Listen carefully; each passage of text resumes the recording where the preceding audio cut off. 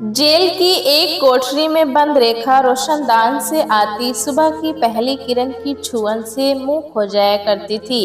अपनी जिन यादों को उसने अमानवीय दुस्साहस से दबा रखा था, वे सब इसी घड़ी जीवंत हो उठती थी।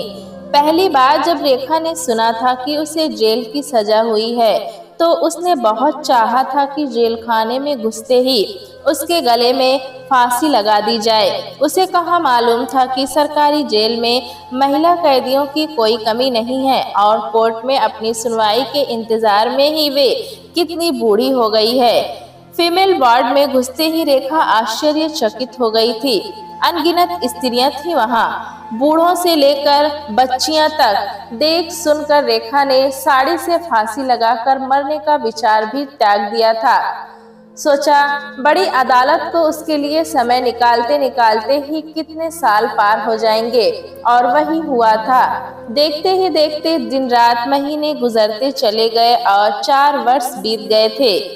बीच में एक दो बार जमानत का प्रयास हुआ था, पर विफल ही रहा था। एनजीओ कार्यकर्ता आरती दीदी ने सभी प्रयास जारी रखा था, पर रिहाई की आशा धूमिल थी। रेखा, रोज सुबह तुझे इस रोशनदान में क्या दिख जाता है? शीला के इस प्रश्न पर रेखा थोड़ी सहज हो गई थी। पिछले 2 वर्षों से दोनों एक साथ जेल की इस कोठरी में कैद थी। शीला ने अपने शराबी पति के अत्याचारों से तंग आकर उसकी हत्या कर दी थी। उसने अपना अपराध न्यायाधीश के सामने स्वीकार कर लिया था, किंतु किसी ने उसे छुड़ाने का प्रयास नहीं किया। उसे उम्र कैद हुई थी, तभी से वो और अधिक चिड़चिड़ी हो गई थी। वो रेखा की इस नित्य क्रिया से अवगत थी और इस क्रिया का प्रभाव भी देख चुकी थी। आज वो खुद को रोक नहीं पाई थी और रेखा से वो प्रश्न पूछ बैठी थी। शीला के प्रश्न पर रेखा ने एक हल्की मुस्कान के साथ उत्तर दिया, रोज एक नई सुबह हमारे जीवन में क्या बदलाव लाएगी? सुबह हमारे लिए तो हर सुबह एक समान है। शीला ने ठंडी आह भरी, यहाँ तुम गलत हो। स्वतंत्र मनुष्य रोज एक नए सृजन के बारे में सोच सकता है। रेखा के चेहरे पर हल्की सी लुनाई छा गई थी। शीला का चेहरा और आंखें सख्त हो बोली, तुम एक बंदी हो, याद है या भूल गई? तुम क्या स्वतंत्र हो? रेखा इस सवाल का जवाब ठीक से ना दे सकी। शायद अभी पूरी तरह से नहीं, पर उम्मीद है। ये हत्यारिनों का वार्ड है, यहाँ से रिहाई तो बस मृत्यु दिला सकती है। चिरबंदियां यहाँ निवास करती हैं। रेखा की बात को बीच में काटकर ही शीला लगभग चिल्लाते हुए बोली थी। रेखा बोली, स्वतंत्र प्रतीत होता मनुष्य भी बंदी हो सकता है। उस यंत्रणा की तुम कल्पना भी नहीं कर सकती। दोनों के बीच बातचीत चल ही रही थी कि घंटी की तेज आवाज सुनाई पड़ी थी। बंदिनियों के लिए तय काम का समय हो चुका था। सभी कैदी वार्ड से बाहर निकलने लगी थी। रेखा और शीला भी बाहर की तरफ चल दी। आज जिस अपराध की दोषी बन रेखा इस जेल की 4 दीवारी में कैद थी, उस अपराध की नींव वर्षों पूर्व ही रख दी गई थी।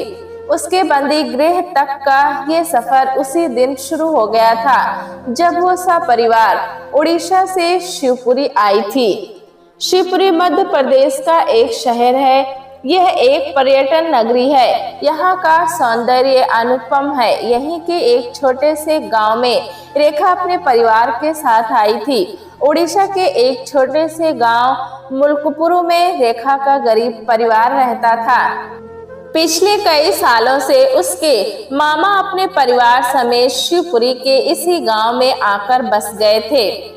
उनकी आर्थिक स्थिति में आए प्रत्याशित बदलाव ने रेखा के पिता को इस गांव में आने के लिए प्रोत्साहित किया था।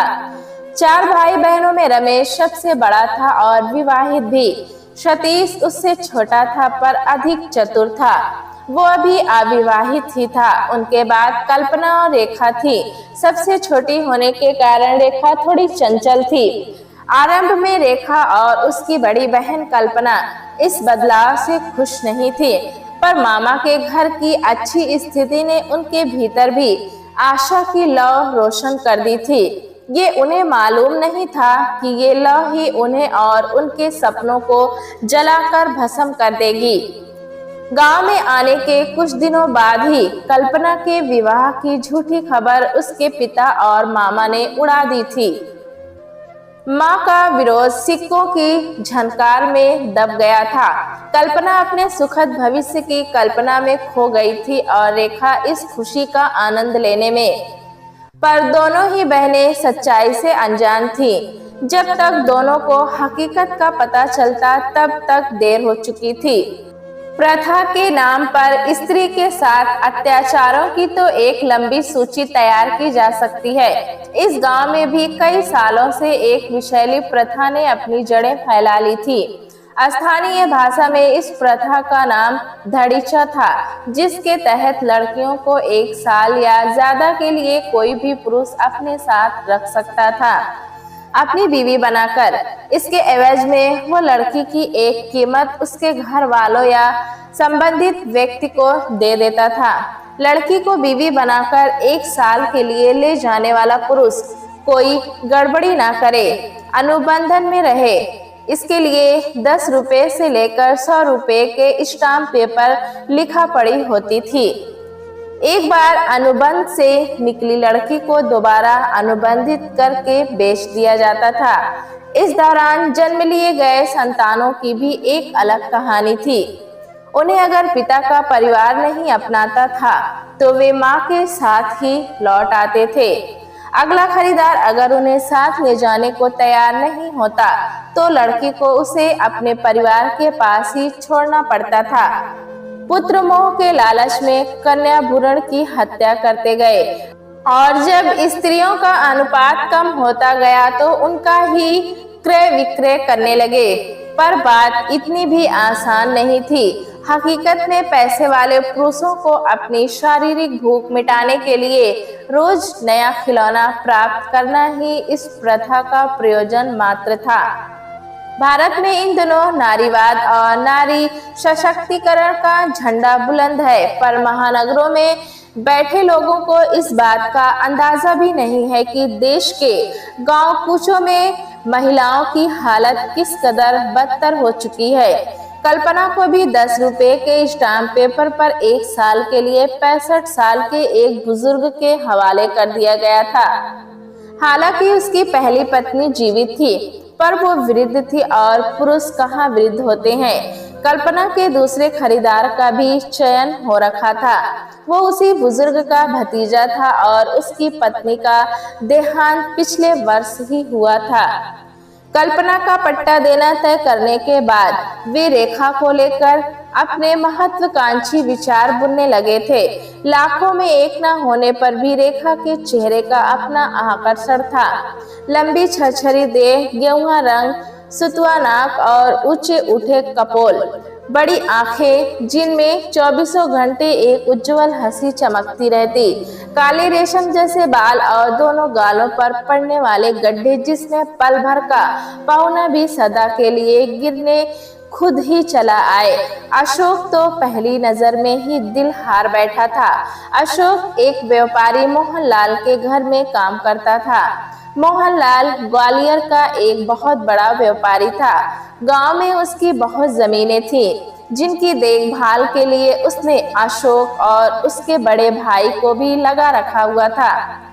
वो साल में कई बार गांव आता था। मंडी में आई अक्सर हर कुंवारी लड़की का खरीदार वही होता था। शादीशुदा अधेड़ उम्र का आदमी और 4 बच्चों का पिता, पर पुरुष की उम्र और वैवाहिक स्थिति उसकी इच्छाओं के आड़े नहीं आती थी। समाज के नियम बनाने वालों के ऊपर कोई नियम लागू नहीं होता। जाति से ब्राह्मण और व्यवसाय से बनिया मोहनलाल बहुत ही कामी और धूर्त पुरुष था। वो अपना व्यवसाय तो बदल चुका था, पर जातीय वर्चस्व का झूठा अहंकार आज भी कायम था। बहुत जल्द ही वो राजनीतिक मंच पर पदार्पण करने वाला था। इसी व्यवस्था के कारण पिछले कुछ वर्षों में उसका गांव आना थोड़ा कम हो गया था। अशोक इसी बात से निश्चिंत था। उसने रेखा को खरीदकर कहीं दूर भाग जाने की साहसी योजना भी बना रखी थी। शुरू में रेखा केवल अशोक के प्रेम से अवगत थी। वो ना तो उसके अस्तित्व के बारे में जानती थी और ना ही उसकी योजना के बारे में, पर कल्पना की विदाई ने उसे वास्तविकता से अवगत करा दिया था। रेखा को ये भी मालूम हो गया था कि उसके धन लोलुप परिवार के मुंह में खून लग चुका है। शीघ्र ही रेखा को अपने परिवार की नई योजना की भनक भी लग गई थी। अशोक सदा रेखा से किसी बड़े काम के लिए पैसे बचाने की बात करता था। उस समय रेखा को लगा करता था कि वो शायद किसी व्यवसाय हेतु बचत कर रहा है, पर अब वो इस बचत के पीछे का मतलब समझ गई थी। अब रेखा के परिवार वालों के पास एक नया और प्रभावशाली ग्राहक आ गया था। इसमें कोई शक नहीं था कि वे रेखा का सौदा उसके साथ तय करने वाले थे। इस प्रथा की बात छिपाने की वजह से रेखा अशोक से नाराज थी, पर अशोक ने उसे समझा बुझा कर शांत कर दिया था। रेखा इस गांव से पहले ही भाग जाना चाहती थी। अशोक के तर्कों से हार गई थी। बदली हुई परिस्थितियों ने उसे भयभीत कर दिया था और उसने अपना गुस्सा अशोक पर जाहिर किया था कि जिस बहुमूल्य को खरीदने के लिए तू इतने महीनों से धन जोड़ रहा था, उसके कई और खरीदार आ गए हैं। अचानक हुए इस आघात के लिए अशोक तैयार नहीं था। वो लड़खड़ा गया। न जाने कितने महीनों से पाई पाई जोड़कर उसने 2 लाख रुपए जमा किए थे। रेखा की यही बोली उसके भाई ने लगाई थी। अशोक जानता था कि रेखा को अपना बनाने के लिए उसका प्रेम थोड़ा कम पड़ जाएगा, इसलिए वो धन जोड़ रहा था। पर आज रेखा के इस खुलासे ने जाहिर कर दिया था कि विक्रेता अपनी वस्तु के दाम में परिस्थिति के अनुसार बदलाव कर सकता है। थोड़ी देर पहले रेखा को उस पर बहुत गुस्सा आ रहा था, पर अब अशोक की हालत देखकर उसे दुख भी हो रहा था। उसने करीब जाकर अशोक को अपनी बाहों में भर लिया। तूने कैसे भरोसा कर लिया उस भेड़िए पर? अरे पगले, जो अपनी बहन का व्यापार कर सकता है, वो क्या कभी सौदे में लाभ से परे कुछ सोच सकता है? जान से मार दूंगा मैं उन सबको भी और तेरे भाई को भी। रेखा के बाजुओं को जोर से पकड़कर उसे अपनी ओर खींचते हुए चिल्ला पड़ा था अशोक। अच्छा, मोहनलाल को भी? वो एक ही पल में चिटक कर दूर हो गया। एक दर्द भरी मुस्कान खिल गई थी रेखा के चेहरे पर। बस प्यार का ज्वार उतर गया लगता है। काफी समय तक दोनों निशब्द बैठे रहे थे। फिर अशोक ने ही चुप्पी तोड़ी। रेखा, तू अपने भाई की बात मान ले। हाँ, पर मोहनलाल से पहले तू मेरी बन जा। पागल हो गया है क्या? रेखा को अपनी बात पूरी भी नहीं करने दी उसने और दोबारा ही बोल पड़ा था। रेखा, सारा चक्कर तेरे कौमार्य का है। एक बार तेरा कौमार्य भंग हो गया तो तेरा दाम भी कम हो जाएगा। मोहनलाल ज्यादा से ज्यादा तुझे 1 साल ही रखेगा। चल, हो सकता है तेरी सुंदरता के कारण अवधि को 1-2 साल के लिए बढ़ा दे, पर उसके बाद तो तुझे छोड़ ही देगा। फिर तुझे मैं खरीद लूंगा, लेकिन मैं मोहनलाल को जीतने नहीं दूंगा। कुंवारी लड़कियों का कौमार्य उसे आकर्षित करता है ना, तो उसे मिलेगी तो जरूर, पर मैली। रेखा अशोक के ऐसे आचरण के लिए तैयार नहीं थी। पुरुष चाहे कितनी ही लड़कियों के साथ संबंध रखे, वो हमेशा पाक पर स्त्री मैली। वो ये भूल जाता है मैला करने वाला खुद पाक कैसे हो सकता है। पर कोई भी निर्णय लेने से पहले वो कुछ और प्रश्नों का उत्तर चाहती थी।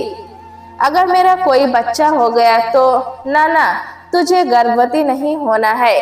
किसी और का पाप मैं नहीं पालूंगा। एक आह निकल आई थी रेखा के मुख से। इस पुरुष की कायरता से ज्यादा उसे खुद की मूर्खता पर क्रोध आ रहा था। उसकी वासना को प्रेम समझने की भूल उसने खुद की थी।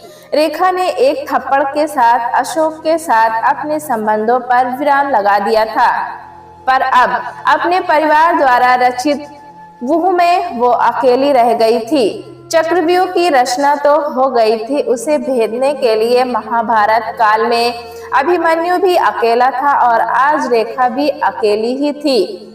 तब भी केशव नहीं आए थे और आज भी कोई दैवी चमत्कार नहीं हुआ था। पराजित दोनों ही हुए थे। पराजित रेखा मोहनलाल की रक्षिता बन ग्वालियर चली गई थी। दूर से ही जिसके जिस्म की सुगंध राह चलते को भी मोह कर पल भर को ठिठका देती थी, वही रेखा अब सूखी झाड़ियों के झंकार के समान मोहनलाल के घर में धूल खा रही थी। केवल शरीर ही नहीं, वजूद भी छलनी हो गया था उसका। मोहनलाल के घर में बीते वो 10 साल अमानुषिक यातनाओं से भरे हुए थे। उसका शरीर जैसे एक लीज पर ली हुई जमीन थी, जिसे लौटाने से पहले मालिक उसका पूरी तरह से दोहन कर लेना चाहता था। कभी मालिक खुद लौटता था, कभी उसके रिश्तेदार, तो कभी उसके मेहमान। घर की स्त्रियों से भी सहानुभूति की उम्मीद बेकार थी। औरतों के लिए कुर्ता करने में खुद औरतें पुरुषों से कहीं आगे हैं। वे शायद ये नहीं जानती कि इसी वजह से पुरुषों के लिए उनकी नाकदरी और उनका शोषण करना इतना आसान हो जाता है।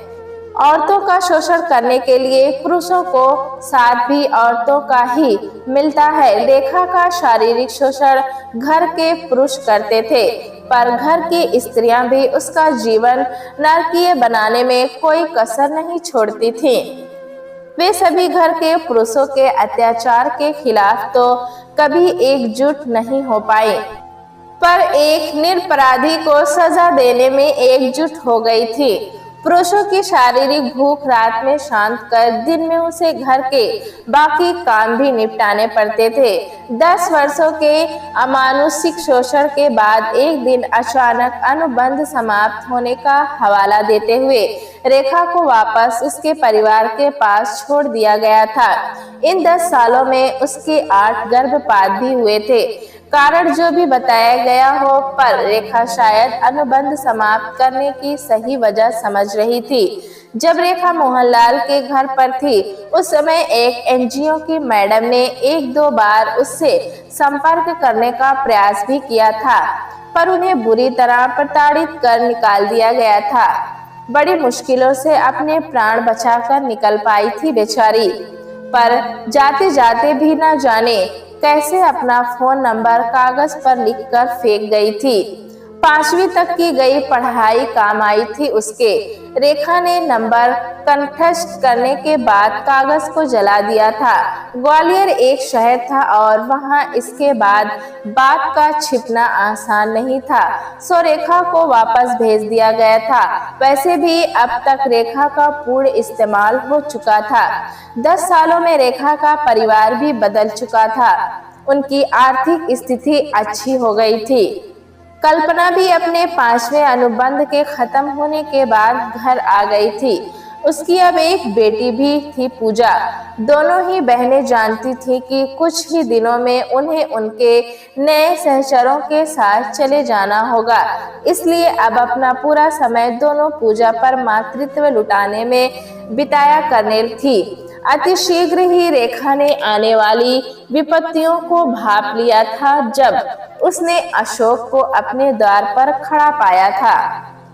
तुम हो मेरे नए ग्राहक। अशोक ने रेखा की विदाई के कुछ दिनों बाद ही विवाह कर लिया था, सो आज वो फिर यहाँ क्यों आया था, ये समझने में रेखा को थोड़ी देर लगी थी। मैं यहाँ तेरे लिए नहीं आया हूँ, वैसे भी तेरे पास बचा ही क्या है, उसने बड़ी ही हकारत से उत्तर दिया था। फिर किस लिए आए हो यहाँ पर? मैं पूजा के लिए आया हूँ। रेखा सब समझ गई थी। प्रतिदिन की वे गोष्ठियां कल्पना और रेखा के लिए नहीं बल्कि पूजा के लिए हो रही थी। अशोक से लड़ना मूर्खता थी। वो सीधा अपने भाइयों के पास गई और बड़े भाई की गर्दन दबोच ली। 9 साल की बच्ची है पूजा, मामा है तू उसका, लज्जा न आई तुझे? एक झटके में उसके भाई ने अपनी गर्दन से रेखा का हाथ हटा लिया था। लड़खड़ा गई थी रेखा। कल्पना ने संभाला नहीं होता तो गिर ही जाती। दोबारा हिम्मत मत करना, वरना हाथ उठाने के लायक नहीं रहेगी। भाई से इंसानियत की अपेक्षा उसकी भूल थी। उसने कल्पना से बात करनी चाहिए। दीदी, तुमने सुना ये लोग पूजा के साथ क्या करना चाहते हैं? उत्तर में कल्पना ने मात्र सिर झुका दिया था। हमारे समाज की ज्यादातर स्त्रियां अपनी कमजोरी को ही मजबूरी का नाम दे देती हैं। बिना कोशिश किए अपनी हार स्वीकार करने की सीख तो उन्हें जैसे घुट्टी में मिलाकर पिलाई जाती है, परजीवी की तरह जीवन गुजारती हैं और फिर एक दिन वैसे ही मृत्यु का वर्ण कर लेती हैं। हमेशा एक चमत्कार की उम्मीद करती रहती हैं, जैसे कोई आएगा और उनके कष्टों का समाधान हो जाएगा। आत्मनिर्भरता तो वे खुद भीतर कभी जागृत नहीं कर पाती। कल्पना भी अपवाद नहीं थी। रेखा और कल्पना के विरोध के बावजूद पूजा का विवाह मोहन लाल के छोटे बेटे से तय कर दिया गया था। वो मंद बुद्धि था। किसी महान पंडित ने उन्हें बताया था कि अगर उसका विवाह एक नाबालिग कुंवारी कन्या से हो जाए तो वो बिल्कुल स्वस्थ हो जाएगा। शादी जैसे संजीवनी बूटी हो, खाया और एकदम फिट। रेखा ये भी जानती थी कि उस घर के बंद दरवाजों के पीछे कितना भयावह सत्य छिपा था। शादी का मुहूर्त 3 महीने बाद का निकला था। इसी बीच रेखा और कल्पना को भी बेचने की तैयारियां चल रही थी। रेखा जानती थी कि उसके पास समय कम है, जो करना है जल्द से जल्द करना होगा। पर इस बार रेखा किसी भी तरह का विरोध झेलने के लिए मजबूती के साथ तैयार थी। पिछली बार खुद के लिए लड़ी गई जंग वो हार गई थी, पर इस बार उसने अंतिम सांस तक प्रयत्न करने का निश्चय कर लिया था। पुलिस और पंचायत से तो रेखा ने उसी समय उम्मीद छोड़ दी थी जब उसे जबरदस्ती प्रथा के नाम पर बलि चढ़ा दिया गया था। सभी प्रथाओं की लाश स्त्रियों के कंधों पर ही तो ढोई जाती है। अपने भाइयों की नजर बचाकर उसने अपने भाई के मोबाइल से आरती जी को फोन किया। उसकी आपबीती सुनकर आरती ने भी मदद लेकर शीघ्र आने का आश्वासन दिया था, पर नियति उसकी चौखट पर खड़ी अलग ही कहानी रच रही थी। वो रात पूनम की थी जो उस घर में अमावस लेकर आई थी, जिस प्रथा को छिपा कर रखने के लिए पूरा गांव कुछ भी करने को तैयार था। उस एक घटना ने इस प्रथा की कलई पूरे देश के सामने खोल कर रख दी थी। इस एक घटना से ये प्रथा समाप्त तो नहीं हुई थी, पर वो भारत जो ऐसी किसी प्रथा के अस्तित्व के बारे में अनभिज्ञ था, इसके बारे में बात करने लगा था। इस रात जब रेखा सोने के लिए अपने कमरे में गई थी, सब कुछ स्वाभाविक ही था, पर खुद सुप्त ज्वालामुखी को नहीं पता होता कि उसके किसी हिस्से में आग अभी भी बाकी है। असहनीय पीड़ा की परिणति कभी कभी भयावह होती है। ऐसी बात तो सभी करते हैं, पर अगली सुबह जब लोगों ने उस पर घर में 6 लाशें देखी तो मान भी गए थे। रेखा के अलावा घर के सभी लोग मौत की स्याह चादर ओढ़कर सो गए थे। उनके वजूद की मृत्यु तो बहुत पहले हो चुकी थी। आज शरीर खत्म हुआ था। एक एक कर पुलिस शिनाख्त कर रही थी। पहली चादर उस माँ के चेहरे पर डाली गई जिसने अपनी बेटियों को जन्म देने की कीमत उनके शरीर की बोली लगाकर वसूल की थी। कल्पना को मारे गए कई थप्पड़ आज जीवंत होकर उसी के चेहरे को स्याह कर रहे थे। अगली चादर उस पिता के ऊपर डाली गई थी जिसने पिता होने का कर्तव्य तो कभी नहीं निभाया, पर पुत्री के शरीर को भेड़ियों के बीच फेंक कर उसकी कीमत वसूलने को अपना अधिकार अवश्य माना था। फिर चादर उन 2 भाइयों के चेहरों पर डाली गई जो खुद अपनी बहनों के दलाल बने घूमते थे। चादर उस भाभी के चेहरे पर भी डाली गई जो एक स्त्री थी और मां बनने के लिए न जाने कितने तांत्रिकों व पंडितों के चक्कर लगा रही थी, पर जब एक छोटी बच्ची की बोली उसका पति लगा रहा था, वो न केवल मौन थी बल्कि आने वाले धन के मधुर स्वप्नों में खोई हुई थी। छठी लाश को देखकर प्रशासन और गांव वाले सभी चकित थे। वो लाश बड़े मंदिर के पुजारी और मोहनलाल के सलाहकार गोपाल चतुर्वेदी की थी। वे नीची जाति से बात करना तो दूर, उनकी छाया से भी परहेज करते थे। वे ही अनुबंध के बाद मोहनलाल के घर जाने से पहले सभी लड़कियों का शुद्धि हवन करवाते थे। उन्होंने ही पूजा को चुना था। ऐसा धार्मिक पुरुष इन लोगों के घर क्या करने आया था? इस बात ने सबको अचंभे में डाल दिया था। पर क्या वो लोग नहीं जानते थे कि दलाल भी रातों में ही काम करते हैं? कल्पना और उसकी बेटी पूजा घर से लापता थी। पुलिस वाले एक स्वर में कल्पना को ही अपराधी मान रहे थे। प्रथम दृष्टया में हत्या विष देकर की गई लगती थी। काफी देर से कोने में खामोश बैठी रेखा अचानक ही बोल पड़ी थी। कल्पना पिछली रात ही अपनी प्रेमी के साथ भाग गई है। इन सबको मैंने ही मारा है। रेखा की आवाज में लेश मात्र भी कंपन नहीं था। ऐ लड़की, तुझे पता भी है क्या कह रही है तू? फांसी भी हो सकती है तुझे, एक पुलिस वाला चिल्लाकर बोला। रेखा ने एक गहरी सांस लेकर उत्तर दिया, वैसे भी बस नाम का ही सांस ले रही हूँ, मैं एक मुर्दा ही हूँ। अपराध स्वीकार कर लेने के कारण रेखा को उसी पल गिरफ्तार कर लिया गया। कोर्ट में भी वो अपने बयान से नहीं पलटी थी। पूरे आत्मविश्वास के साथ जज की आंखों में आंखें डालकर अपनी हर बात स्पष्ट रूप से सामने रखी थी उसने। चाहे वो प्रथा की बात हो, चाहे वो कल्पना और पूजा को घर से भागने में सहयोग की बात हो, या खुद उन सभी के खाने में विष मिलाने की बात हो। उसका कहना था कि अगर रेखा भी कल्पना के साथ भाग जाती तो परिवार वाले कुछ न कुछ करके उन्हें ढूंढ ही लाते। इसी कारण से रेखा ने यहाँ रहने का निश्चय किया था। पर कल्पना भी ये नहीं जानती थी कि रेखा के मन में कब इस योजना ने जन्म ले लिया था। इस स्वीकारोक्ति के बाद रेखा को जेल हो गई थी। पिछले 4 सालों से रेखा इस जेल में बंद थी।